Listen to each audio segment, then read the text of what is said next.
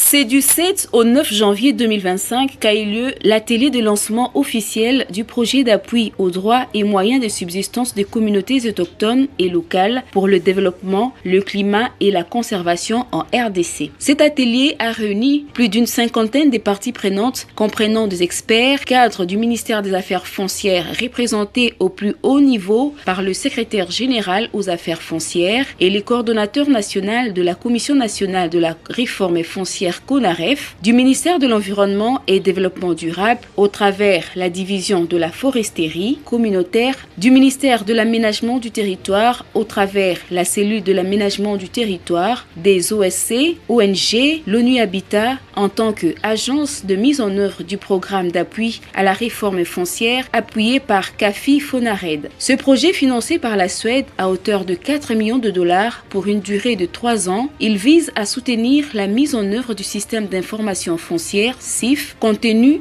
dans la nouvelle politique foncière nationale. S'alignant sur les autres initiatives pilotes existantes dans le pays, le projet conduira à l'application et le perfectionnement de 3 outils du SIF, à savoir les chartes foncières locales, cadastre foncier communautaire et registre foncier communautaire, ainsi que les processus associés dans les communautés ciblées de 5 provinces sélectionnées avec le développement d'un plan simple d'aménagement du territoire, d'occupation des sols, soutenu avec des données géoréférencées mettant en évidence les aires et territoires du patrimoine autochtone et communautaire APAC comme modèle alternatif dirigé par les communautés pour orienter la conservation de la nature dans le pays. Le projet travaillera avec les communautés ciblées d'une part et les autorités gouvernementales d'autre part pour piloter ces outils et développer les capacités nécessaires au sein des parties prenantes pour mettre en œuvre le SIF dans les provinces pilotes sélectionnés dans le cadre de ce projet, à savoir le Kwilu,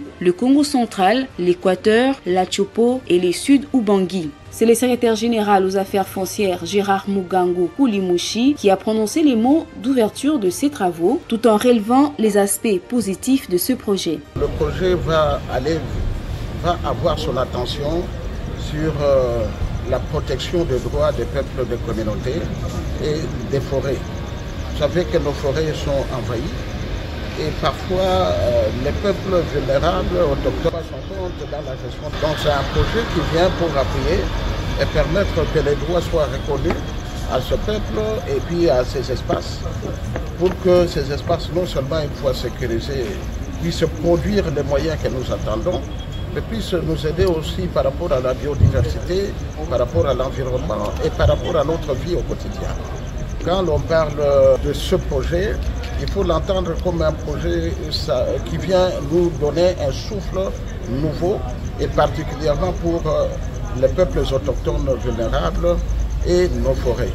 La directrice des opérations RRI à Washington, Macaria Reynolds, a invité les bénéficiaires à faire bon usage de ce financement tout en précisant qu'un rapport annuel sera attendu. La représentante de l'ambassade de Suède, Madame Charlotte Makulu, a réaffirmé l'engagement de son pays à toujours soutenir la RDC dans plusieurs domaines. De son côté, le directeur des programmes Afrique RRI, Patrick Kipalou, revient ici sur l'impact de ce projet. Les activités tournent essentiellement autour des actions pour sécuriser les terres des communautés par la mise en œuvre du système d'information foncière contenu dans notre nouvelle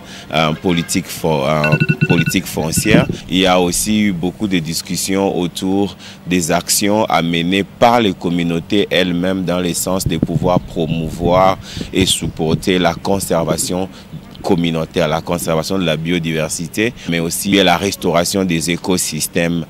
par les communautés. Le coordonnateur de la CONAREF, Dieudonné Ngouassi Akilimali, a dans son mot de circonstance revenu sur les avancées significatives du SIF et la collaboration de longue date de RRI avec sa structure. C'est un honneur pour moi et pour la CONAREF de participer à cet atelier de lancement du projet soutenir les droits et les moyens de subsistance des populations autochtones et des communautés pour le développement, le climat et la conservation dans notre pays. Je voudrais particulièrement remercier l'initiative des droits et ressources RRI pour son soutien toujours croissant et stratégique aux efforts d'amélioration de la gouvernance foncière en République démocratique du Congo, particulièrement au travers le secrétariat général aux affaires foncières et la CONAREF.